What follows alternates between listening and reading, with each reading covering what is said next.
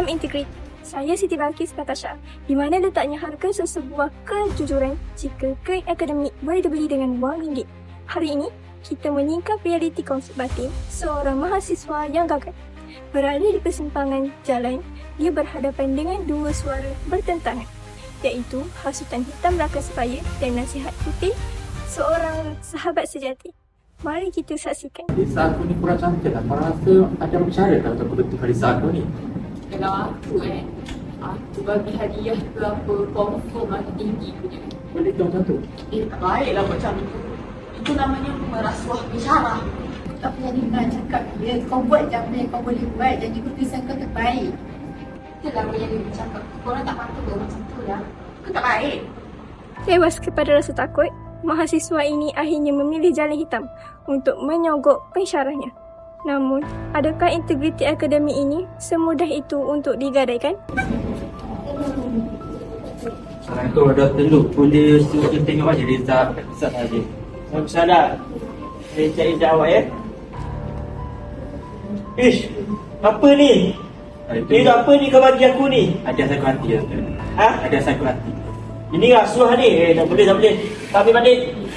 Ketegasan pensyarah tadi membuktikan integriti tidak boleh dibeli.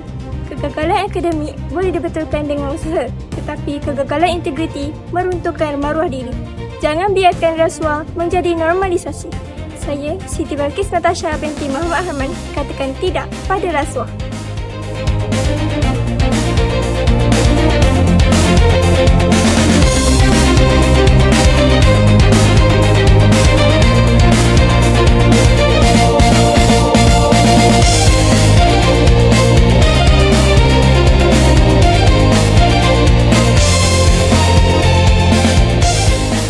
Pada hari ini, saya ingin mendapatkan pandangan Encik berkaitan apakah kesan gejala rasuah terhadap pelajar di IPTA.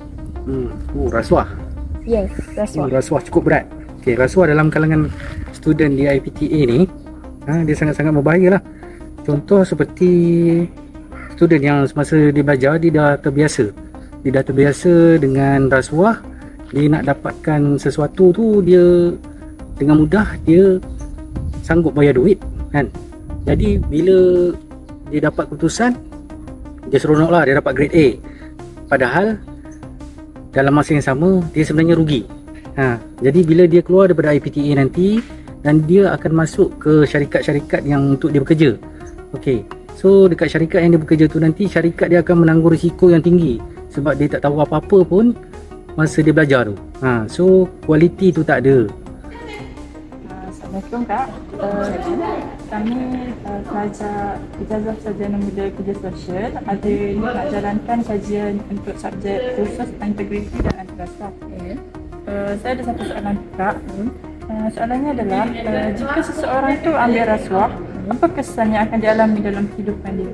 Ini nampak macam jalan pintas untuk senang, tapi sebenarnya yang paling cepat nak musnahkan kehidupan. Terima kasih Kak. Sama. Kakak, maafkan daripada saya ambil masa kat Kek.